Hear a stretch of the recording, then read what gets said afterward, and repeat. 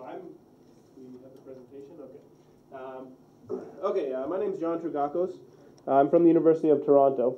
And the talk I'm going to be giving today is focusing specifically on workplace helping behaviors.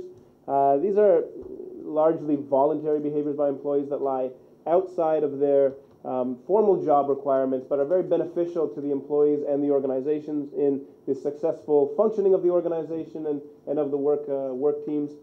And in particular, what I'm looking at is the process of resource depletion through emotion regulation that facilitates or prevents these critical helping behaviors from occurring in the workplace. Traditionally, and this is the case in much of the management literature, and my background is in management. In the workplace helping literature, we tend to look at between-person factors. I've traditionally looked at between-person factors impacting how employees help each other in the workplace. For example, personality, social exchange relationships between actors, fairness conditions in the workplace, and so on. But this perspective doesn't really account for the dynamic, episodic nature of these behaviors, right? Because a helping episode is very dynamic in a sense. Someone has to make a decision to engage in helping. And this, sometimes it happens, sometimes it doesn't. So if you think, for example, the literature shows that people who are more conscientious, they tend to be more likely to engage in these helping behaviors. But, of course, there are instances where even the most conscientious person might abstain from helping or might avoid helping somehow. And so the question that we seek to answer in this research specifically is, when these instances come up, and even when conditions, let's say, might be right for helping to occur, why might people not do those behaviors that are very valuable to the organization and to coworkers?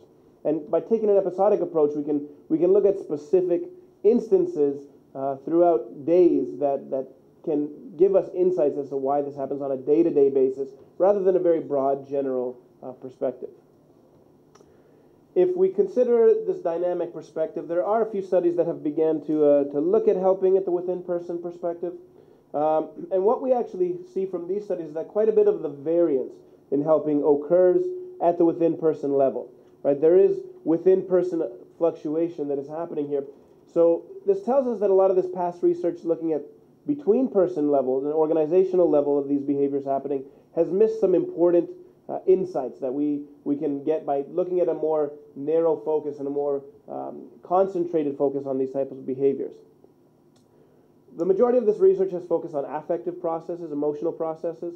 You know, we know research out there that, when you're in a good mood, you're more likely to help, so on and so forth. But really, it's not looking at any other types of affective processes. In particular, what I'm interested in this study is the role of emotion regulation, and in particular, effortful emotion regulation. So in this study, I look at a type of emotion regulation that we call surface acting in the sociology and in the work literature. It basically involves suppressing emotion and faking emotion. And so if you consider the typical work situation, there's emotions happen in our everyday life all the time. The workplace is no different. For many years, people kind of took the robotic, it's not business, and it's not personal, it's business approach to work. It was sort of taboo to express emotion in the workplace, and that was very unhuman. I mean, we know that we are emotional beings, we express emotion, we deal with emotion in the workplace, and so more recent, within the last 20 years, there's become a greater focus on the role of emotion and controlling our emotions in the workplace. We know that in most work conditions, we have ups and downs. We have to control our emotions. For example, it's not good to get angry at your boss and then tell your boss where they can go, do it themselves after. You probably don't keep your job for very long after doing that. So we can think of many instances where we have to regulate. Now the question is there are different strategies people can employ to regulate. What we do know from the literature is that when we engage in effortful regulation, when we engage in regulation strategies that don't eliminate the underlying emotion, this is very taxing on us, right? So suppressing our emotion, we are continually dealing with the emotion that's there. It's difficult to prevent that from leaking out. When we have to fake emotion, we're generating an internal state that maybe we don't feel. There's kind of an internal emotional dissonance that's going on. That is depleting and tiring to us. And so when we have to engage in this type of effortful emotion regulation, we there's evidence out there that shows that this depletes our internal ability to regulate, our internal ability to engage in effortful behavior in the future. What Baumeister and colleagues would call ego depletion. In essence, the more we have to engage in acts of self-regulation at any given time, it impairs our ability to subsequently act in a continuous episode, so later in the day, if we haven't replenished that depleted resource. So, for example, you come into work, you have a very difficult morning where you're dealing with difficult customers, your boss gives you a hard time, you're continually suppressing this negative emotion to lash out at somebody, having to put on this kind of fake happy face, and over the course of the morning this becomes very depleting, right? This internal energy we have to control our behavior depletes. Ultimately, later on in the day, because we've reduced this capacity, we're less able to engage in other regulatory behaviors, right? We're less able to engage in other effortful behaviors. And so this is the process through which we're looking at this. The other thing we know about emotion regulation is that when we engage in suppression of emotion, there's research in the psychology literature that shows that we tend to, through processes of depletion and exhaustion, whatnot, it tends to lead us to avoid social interactions with others. So the more we have to engage in this effortful emotion regulation in any given episode, the more likely subsequent to that episode we're likely to avoid interacting with other people. And so again, if you think about the work context, you've had a very difficult morning interacting with some clients. In fact, you can probably think about it in your everyday life. When you have a very tough day and you spent a lot of time controlling your emotion and regulating yourself, at the end of the day, when you leave, you probably don't want to go and just start, hanging out with a bunch of people. You probably need some time just to decompress, clear your mind, replenish yourself is basically what we're doing, right? This is what Baumeister and colleagues and what some of my research indicates is replenishing this depletion, right? And so this is part of the process that we're looking at here. Is this active regulation leads to a subsequent depletion of internal psychological resource, energy, whatever we might want to call it. And then this leads to a decrease in critical workplace behaviors. And in this case, we're looking at social, effortful behaviors in the workplace of helping our coworkers doing things that need to get done during the workday. Now, there really isn't much research linking emotion regulation and helping behaviors, especially at least in the organizational literature and in the management literature. And so this is kind of the gap that we're filling with this study here. In this study, I use a daily experience sampling methodology. It's what I use for a vast majority of my research. In particular, we're capturing emotion regulation and end-of-day exhaustion that the employees self-report, and then we're having coworkers tell us how much that employee helped them throughout the day. And to add something more to this study beyond just that process, if we consider the work of Baumeister and colleagues, where they talk about depletion, there's a pool of resources that we have that can help us to offset daily episodes of depletion. And so we're going to look at as moderator chronic emotional exhaustion as a moderator of this process, and I'll explain that in more detail. So this effortful emotion regulation, again, which we call surface acting in the management literature, how does it relate to helping behaviors? Helping is a very interpersonal work behavior. It requires not only social interaction, but having the ability to exert additional effort above and beyond what would be typically normal for doing our just daily job, right? So this depletion can impact our daily job, let's say, but if we're low on resources, we might marshal our energy to be able to perform our typical job functions. So if somebody comes to ask you for help, you're feeling depleted, you're going to think to yourself, well, I've got this much work to do, and they want me to help them with this. I'm probably not going to help them with that. So I just have enough energy, I think, to be able to do this work that I need to get done. Right, so this is part of the concept we're looking at here. Why helping is an interesting behavior is that it does require you actually having the energy to do this beyond your regular job. Your regular job tasks you have to do to keep your job, right? So tired, not tired, most of the time, you might perform them better or worse, let's say, but you're going to have to find a way to get those done. The helping behavior, you don't have to do. It's voluntary, right? So in that sense, although it does have benefit for your coworkers, it does have benefit for the organization, and it can have benefit for you as well. There is research that shows that people who are more helpful to their coworkers, they tend to get promoted more. They tend to be looked at obviously more favorably by their coworkers. Other people do them favors. They build exchange relationships, so on and so forth. We might not do that in that particular episode because we don't have the energy to do it. So this is why helping is kind of an interesting perspective here beyond regular job performance, because you don't have to do it. So if we think about this effortful regulation, if we think about surface acting, and we look at the ego depletion literature, the more we engage in surface acting, and there's studies that demonstrate this, and they've demonstrated it in the lab, with some of my colleagues and I have demonstrated it in the field as well. But to the extent that you engage in effortful regulation, and what they might do is they'll, for example, have somebody watch a video that is very funny, but they prevent them from laughing. You know, they say you have to sit here and just keep a straight face, you can't express any emotion. And then they have them do a completely unrelated concentration task later. And what they find is the people who have to engage in this effortful regulation, they do far worse at the editing task or even holding a hand grip for an extended period of time, which has some fatigue level, but it also just, it's not extremely difficult. You just have to make yourself push through and do it. They perform worse, right, if they've engaged in effortful regulation before doing that particular task that they're having them do. So in that sense, there is this depletion that occurs psychologically for people when they have to engage in effortful regulation.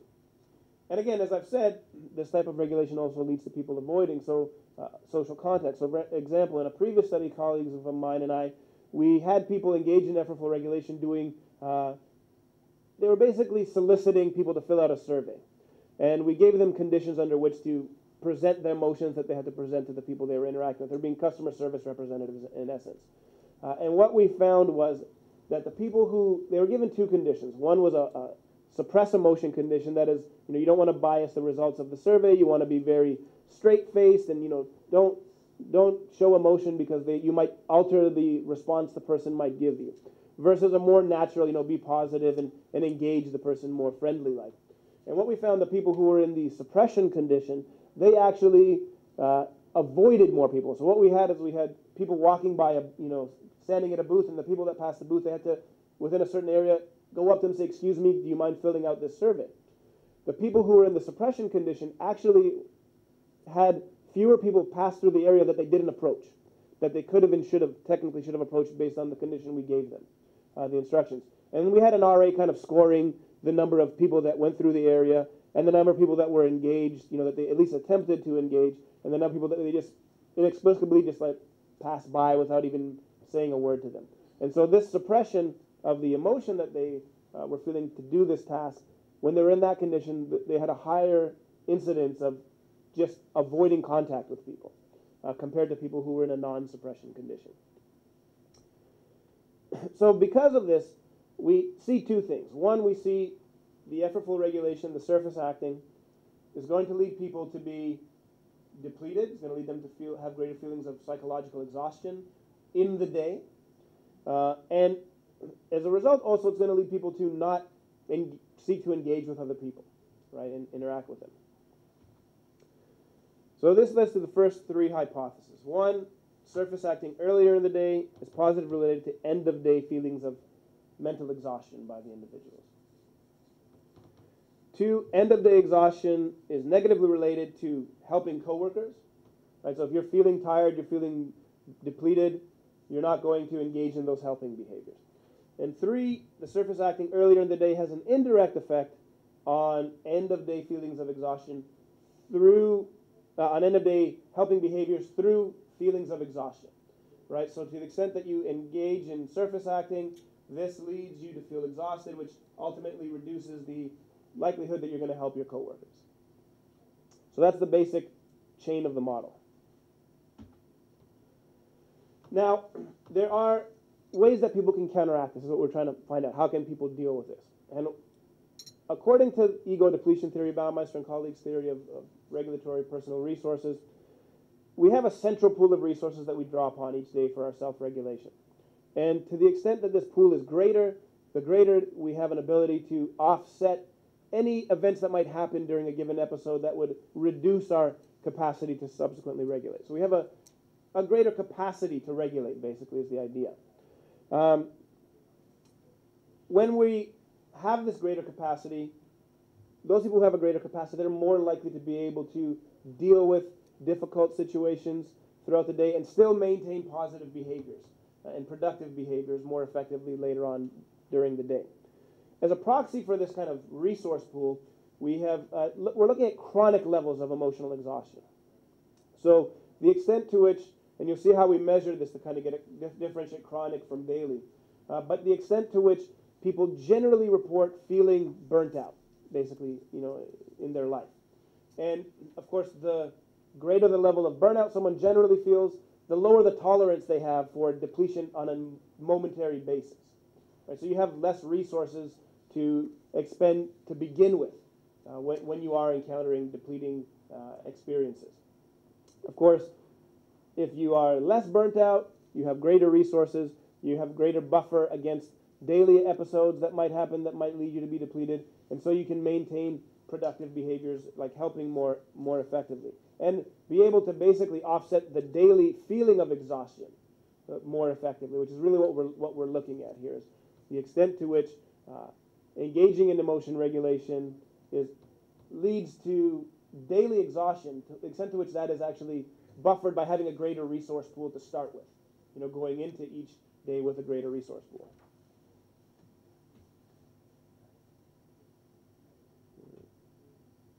So what is emotional exhaustion from a chronic sense? It's feelings of being overextended, depleted of one's emotional and physical resources, stuff by Maslach and colleagues, basic foundational work on burnout.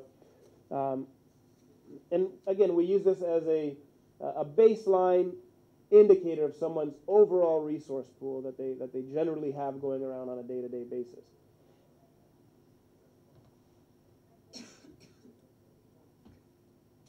Our fourth hypothesis, the positive within-person relation between surface acting and end-of-day exhaustion is moderated by chronic emotional exhaustion, such that the relation is stronger when the chronic exhaustion is higher. Right, so when chronic exhaustion is higher, that means we have a smaller resource pool initially that we're starting with, less of a buffer against this daily events that might lead us to becoming more depleted.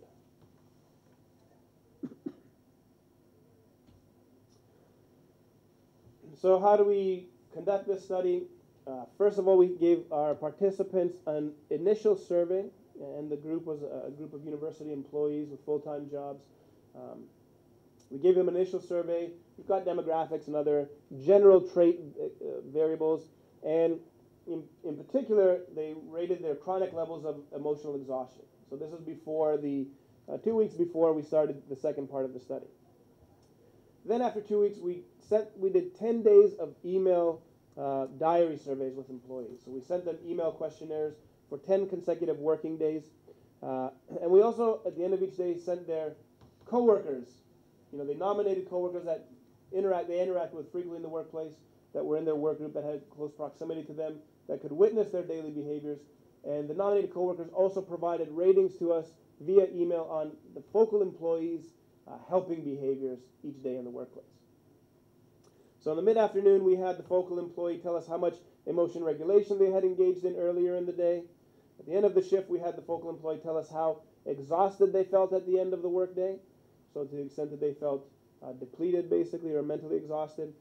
And then we also had them, the coworkers at the end of each shift, tell us how much the focal employee engaged in helping behaviors to the work group during that day.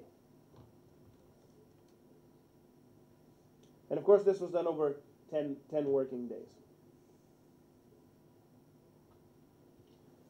So results. First of all, what we found was that about 56% of the variance in helping behavior occurred at the within-person level. That is, that 56% of the variance fluctuated from day to day. Right? So whereas you have this kind of tendency to help versus the fluctuation in helping behavior, we see a substantial portion of the variance fluctuated from person to person from day to day. First hypothesis, that surface acting would lead to daily exhaustion, was supported. There was a positive relationship there. The more effortful emotion regulation somebody engaged in earlier in the day, at the end of the day, they reported that they were more mentally exhausted. We also found a negative relationship between being exhausted at the end of the day and the extent to which your coworkers said you helped other people during the day. So again, we had a support of our second hypothesis. And the third hypothesis, we tested the mediational effect here. And what we found was, using the Monte Carlo simulation, bootstrapping approach, that the confidence interval did not contain 0, which means that there was a significant indirect effect of surface acting to helping through daily exhaustion. So that supported our mediational chain here. Finally, our moderator hypothesis. Again, we found a positive significant interaction effect here. To get an idea of what that actually looked like, to see if our hypothesis was supported, what we see is that we have, in essence, as predicted, the dashed line is the people who are lower on exhaustion, whereas the solid line represents people who are higher on exhaustion. And on the y-axis, we have the exhaustion they feel daily at the end of each day. And of course, the bottom x-axis is the amount of regulation that they reported engaging in each day. And what we see is that people who have higher chronic exhaustion, they reported higher levels of daily exhaustion. And this increased substantially as they engaged in more emotion regulation throughout the day.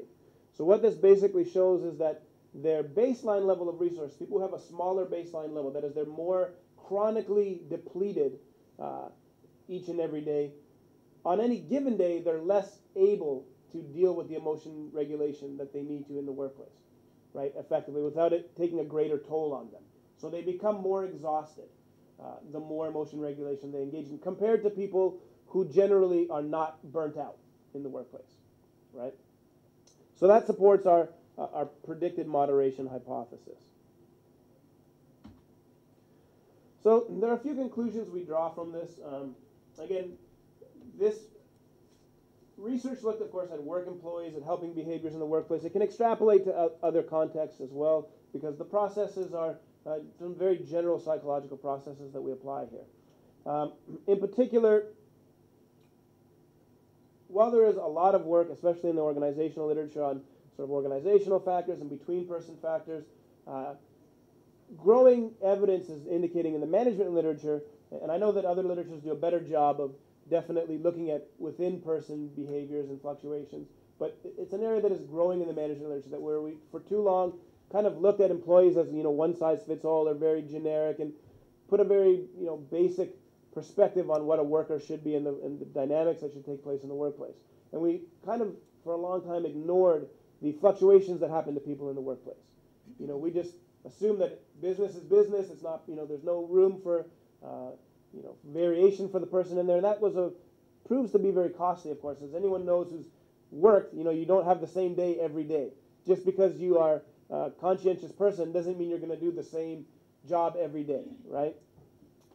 And so we see this, that there's a growing need for that in the management literature, and there is indeed a growing trend at looking at these phenomena from a more within-person perspective and dynamic perspectives. Emotion regulation is important, of course, everyday life, but also in the workplace, and in particular for helping behaviors that hasn't previously been studied. But generally, this whole process of depletion is something that is something to keep in mind. A lot of people, what I found even in my personal life, is that conceptualizing the way I do things from a depletion perspective is kind of interesting. Because a lot of times I would think to myself, why don't I have the energy to keep doing this? I really want to get this whatever project done, but I'd always find a way to kind of detour around, procrastinate, put it off, never really get down to business. And what I found was the times when I would do that would a lot of times be instances where I was depleted from something else. So for example, I'd want to write a paper. Well, when you're writing a paper, it requires a lot of focus. Writing a paper is not my favorite thing to do in the research process. I'd rather collect data and analyze data. But it has to be done if you're going to publish your work. So for me, it's a little more effortful. It takes a little more self-regulatory push to do it. I would think great time to write my paper is in the evening, right? At the end of the day, it's more quiet. I'll do it. But what I found was I'd spend 3 hours or 4 hours at nighttime trying to write a paper and really do about an hour of work, with a lot of time of surfing the internet, getting snacks, maybe like taking a walk for no reason, just basically avoiding what I was supposed to do. And that comes down to this idea of depletion, right? I just didn't have the resources at that time. So I realized this, and I was like, let me try to write my paper in the morning when I'm a little more fresh and I haven't dealt with the hassles of the day or anything that would happen, and instead of working for 3 hours, I dedicate, an hour or 2 hours on any given morning to write a paper, and suddenly it's like an hour or 2 hours of productivity, right? Because for me it's a little more effortful of a task, but I had the resources to accomplish it. And so this is a process that unfolds throughout our days, in everyday life and in our work lives, and being able to understand how these regulatory processes take place is critical to being able to have our employees and ourselves function more effectively. Of course, in a broader scale, this idea of resource pool that we have, being able to deal with things like chronic exhaustion, other outside stressors that employees have to deal with, and even part of the data that we have, although I didn't present it here, has to do also with sleep as well. Getting a good night's rest, that sounds common sense, but there's very little research that links this stuff with actual work behavior. So a lot of the stuff that we take for granted, especially in the workplace, because we have for so long looked at workers as not being human, basically, and being immune to all the other things that we study in psychology and other branches as to what might affect them and affect their performance in the job, has a lot of times been ignored in some way or another. And so now it's getting a much more humanistic approach to workers and the way in which we can manage our employees. And in addition, finding ways outside of the workplace to build their resources, strengthen their capabilities, to deal with the demands during the workday, so that when they come into work, not only are they more effective at work, but they can leave the workplace not being completely burnt out and exhausted and depleted and have nothing left for when they go home to do the part of their life that is not work, right? Which hopefully we have some of that after the workday. So that's it. Thank you very much.